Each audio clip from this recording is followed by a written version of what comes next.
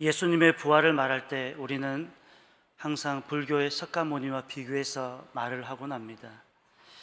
한때 이 석가모니의 뼈가 발견되었다고 해서 인도를 위시한 불교국에서는 한동안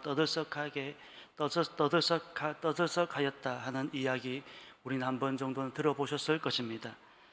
석가모니의 뼈들은 잘 진열되어서 수백만 인도 사람들의 경의 속에 시가 행진까지 하였다고 합니다. 많은 사람들이 그 뼈 앞에 머리를 숙이는 것을 지켜보고 있던 한 선교사가 그의 친구에게 이렇게 말했다고 하죠. 만약 저들이 예수 그리스도 뼈 하나라도 발견할 수 있었다면 기독교는 산산조각이 나고 말 것이다.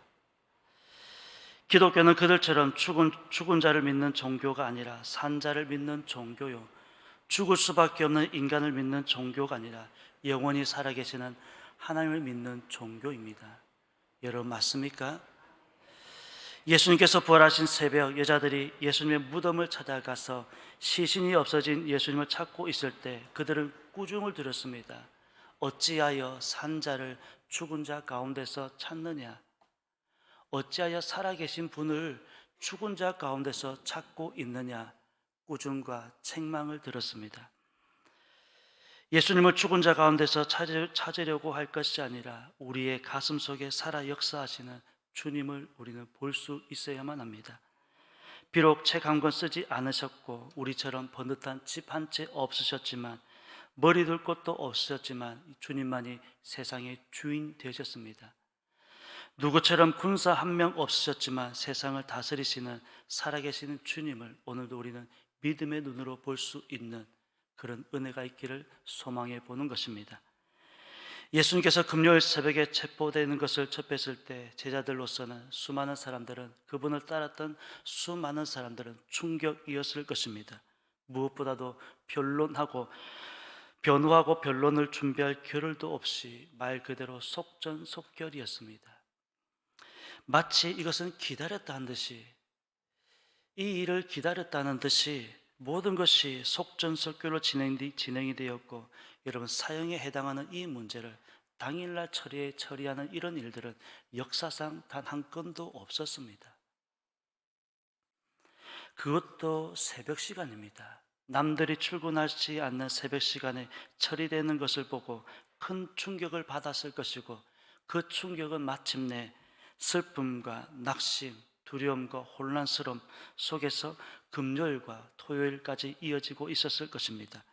그리고 예루살렘은 온통 예수님에 대한 이야기, 당시에는 신문이나 뉴스가 없었지만 오늘날 같으면 뉴스나 신문에 이 예수님에 대한 사건이 도배가 되었을 것입니다. 그리고 토요일, 다시 말씀을 드리면 안식일을 지내고 안식 후 첫날 새벽입니다. 이른 아침이라고 기록하고 있는데 여전히 밖에는 어둠이 짙게 내려 앉아 있었습니다. 특별히 아침이 밝아오는 시간대가 가장 어둡다라고 말합니다. 안식 후 첫날 일찍이 아직 어두울 때에 막달라 마리아가 무덤에 와서 돌이 무덤에서 옮겨진 것을 보았다라는 말씀입니다. 1절 말씀을 보게 되면 막달라 마리아 혼자 온 것처럼 기록하고 있지만 2절 말씀을 보게 되면 우리가 라고는 복수 단어를 쓰고 있습니다. 특별히 누가복음을 보게 되면 이때 무덤을 찾았던 여인들이 4명이었던 것을 알 수 있습니다.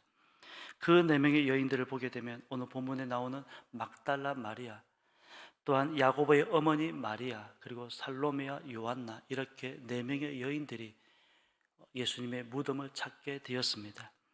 새벽 시간입니다. 여자들 4명이라고 해도 새벽 시간에 무덤을 찾는다는 것은 보통 용기가 아니면 안 되었을 것입니다. 그런데 무덤에 도착하여 보니 또 다른 문제인 무덤 입구를 막고 있어야 할 큰 돌이 이미 옮겨져 있었습니다.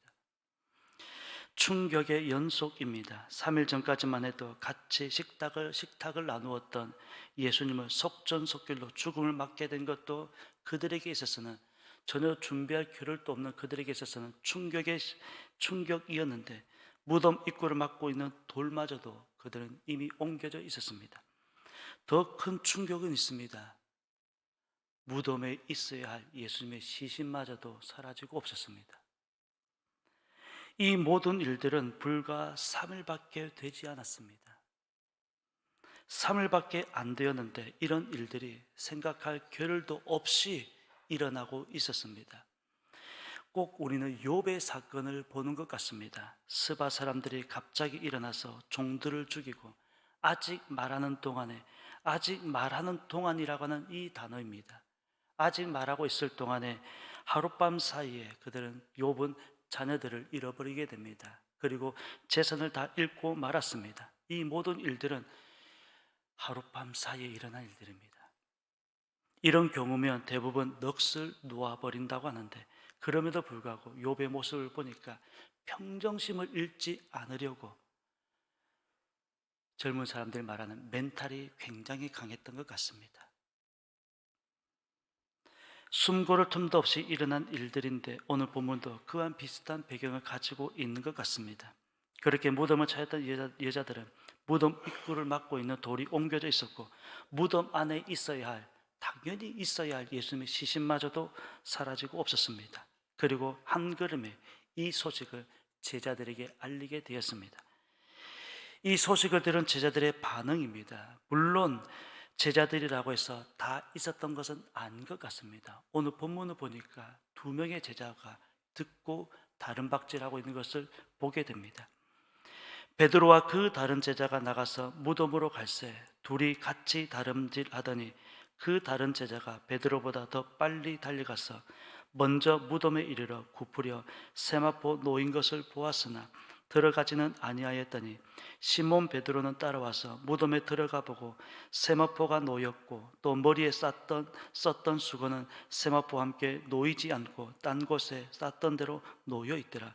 그때에 무덤에 먼저 갔던 다른 제자도 들어가 보고 믿더라. 2사람이 다름질하였다고 기록하고 있는데, 여기에서 말씀하고 있는 2사람, 그 2사람 중에 한 사람은 시몬 베드로라고 하는 이름이 나오고 있습니다. 또 다른 제자는 사도 요한으로 일컬어지고 있습니다. 지금 2사람이 달려가고 있습니다. 다른 제자들은 어디에 있었는지 알려지지 않고 있습니다. 왜 그 자리에 없었는지, 왜 함께 있지 않았는지까지는 알려지지 않았지만 2 제자만 이 소식을 듣고 무덤에 달려가고 있었습니다. 요한은 베드로보다 나이가 비교적 어린 것으로, 그러니 아무래도 젊은 요한이 나이가 많은 베드로보다는 좀 더 빨랐던 것 같습니다. 그리고 빨리 달려가서 무덤을 먼저 찾게 되었습니다. 그렇게 한 걸음에 달려간 요한은 무덤 입구에서 들어가지 않고 머리만 빼꼼하고 들여다보고만 있었습니다. 그러나 뒤늦게 도착한 베드로는 그런 것도 없습니다. 무덤에 들어가 보는 것입니다. 그리고는 여기저기 자신의 2 눈으로 확인하고는 없다 하고 그는 돌아가게 되었다라고 오늘 본문이 아닌 다른 복음서에서는 이야기하고 있습니다. 사도 요한은 나이적인 면에서는 어린 편이었고 또 성격 또한 조심스러운 면이 있었던 것 같습니다. 반면 베드로는 성격이 얼마나 급한지 무덤 앞에서 무섭지 않습니까? 조금의 망설임도 없이 일단 들어가 보는 것입니다. 그리고는 없다. 주님의 시신이 보이지 않고 없었습니다. 여러분, 없으면 어떻게 해야 되는 것입니까? 찾아봐야 되지 않겠습니까? 3년 동안 따라다녔던 스승의 시신이 없어졌는데 단지 없다고 돌아간다? 참 이해가 안 되는 사람 같습니다. 참 어떻게 보면 베드로는 참 편하게 사는 것 같습니다. 베드로와 같은 사람이 주변에 있으면 베드로 당사자는 편한지 모르겠지만 주변은 좀 그렇지 않은 것 같습니다. 또 머리를 쌌던 수건은 세마포와 함께 겹쳐 있었다 하는 말씀을 볼 때 분명 도적의 소용이 아닌 것이 분명합니다. 만약 도적의 소용이라고 한다면 싼 채로 가져가든지 아니면 예수님을 쌌던 세마포를 풀어놓고 가든지 둘 중에 하나여야 하는데 정리가 되었다는 것입니다. 겹쳐 있었다는 것입니다. 그런 것을 보면 이것은 분명 도적의 소용이 아닌 것이 분명하였다는 것입니다. 여전히 제자들은 예수님께서 살아나야 한다는 사실을 믿지 못하고 있었습니다. 아니, 믿을 수가 없었습니다. 어떻게 죽은 사람이 살아날 수 있어? 어떻게 죽은 사람이 살아날 수 있어? 하면서 이성적으로는 도저히 납득할 수도 믿을 수가 없었던 것 같습니다. 그러나 예수님의 사역 중에 이런 일들이 없었던 것도 아니었습니다. 예수님께서는 죽었던 나사로를 살리셨습니다. 그때 이렇게 말씀하셨습니다. 나는 부활이요 생명이니 나를 믿는 자는 죽어도 살겠고 무릇 살아서 나를 믿는 자는 영원히 죽지 아니하리니 이것을 내가 믿느냐. 우리에게 반분하셨습니다. 죽었던 나사로를, 이미 죽었던 나사로를 살리시면서 이미 말씀하셨습니다. 나는 부활이요 생명이다. 나를 믿는 자는 살 것이다. 영원히 살 것이다. 이것을 내가 믿느냐. 이미 말씀하셨습니다. 살아나실 것이다 하는 말씀을 여러 차례 하셨지만 제자들은 이 말씀을 농담으로 받아들였는지 전혀 그들은 이 예수님께서 살아나신다는 사실에 대해서 받아들이지 못하고 있었습니다. 오늘날도 마찬가지 아니겠습니까? 사람이 살아난다는 것, 여러분 밖에 나가서 이야기해 보십시오. 콧방이 깁니다. 어떻게 죽은 사람이 살아날 수가 있어? 여러분, 이것은 이성의 영역이 아니라 믿음의 영역 같습니다. 믿음이 아니고서는 불가능한 일입니다. 그리고 그러한 믿음 역시도 하나님의 선물이라고 말하고 있습니다. 그리고 우리는 이 모든 것을 종합할 때 하나님의 은혜였습니다라는 고백을 하고 있습니다. 그러한 믿음의 고백 역시 하나님의 은혜가 아니고서는 불가능하다는 것입니다. 며칠 안 되는 짧은 시간이었지만 지금 예루살렘에서 일어나고 있는 이 모든 일들은 누가 봐도 누가 들어도 지금 충격의 연속이었습니다. 가장 큰 충격은 십자가에 죽었던 예수님께서 살아나셨다는 사실입니다. 가장 큰 충격이면서도 기독교의 복음 중에 복음이 되었습니다. 어찌하여 산 자를 죽은 자 가운데서 찾느냐? 여전히 죽은 자 가운데서 찾고 계십니까? 분명히 살아나셨고 그 모습 그대로 다시 오시겠다고 말씀하셨습니다. 우리는 이 말씀을 믿고 있습니다. 확신하고 있습니다. 마라나타 주 예수여 오시옵소서.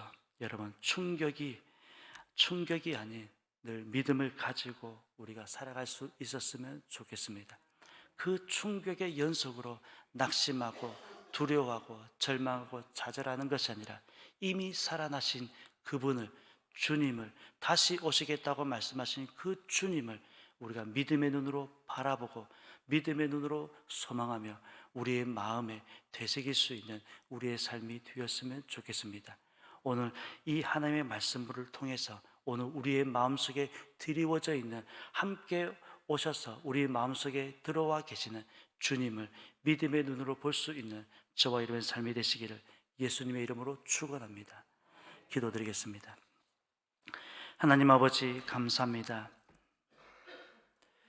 2000년 전 예루살렘에 일어났던 이 일들은 그들이 도저히 받아들일 수 없는 충격의 연속이었겠지만 이것이야말로 기독교의 복음 중의 복음으로 자리를 잡은 줄로 믿습니다. 그리고 주님은 살아나셨고 살아나신 그 모습 그대로 다시 오시겠다고 분명히 말씀하셨습니다. 이 말씀을 우리가 확신할 수 있는 저희들의 삶이 될 수 있도록 도와주옵소서. 이미 하셨던 말씀대로 주님은 부활이 되시고 생명이 되신다는 이 한 사실을 잊지 않게 도와주옵시고, 하나님, 믿음이 없는 자들의 그런 말에 속아서 어리석은 자의 길을 걷지 않게 도와주옵시고, 당당하게 우리 마음속에 들어와 계시는 주님을 믿음으로 받아들일 수 있는, 그 주님을 증거하며 선포할 수 있는 우리의 삶이 될 수 있도록 인도하여 주옵소서. 오늘도 기독교의 가장 큰 복음 중에 복음인 이 부활의 소망을 가지고 살아갈 수 있는 우리의 삶의 사리가 될 수 있도록 인도하여 주옵소서. 이 새벽을 깨웠던 천사 찬양의 찬양도 기억하여 주옵소서. 그 찬양의 한 곡이 오늘 하루의 삶의 간증거리가 되어지게 도와주옵시고, 올 한해도 쉼 없이 하나님을 찬양하며 달려왔습니다. 하나님께서 늘 축복하여 주옵시고 이 추운 겨울 건강 상하지 않도록 우리 하나님께서 인도하여 주옵소서. 감사드리며 예수님의 이름으로 기도드립니다. 아멘.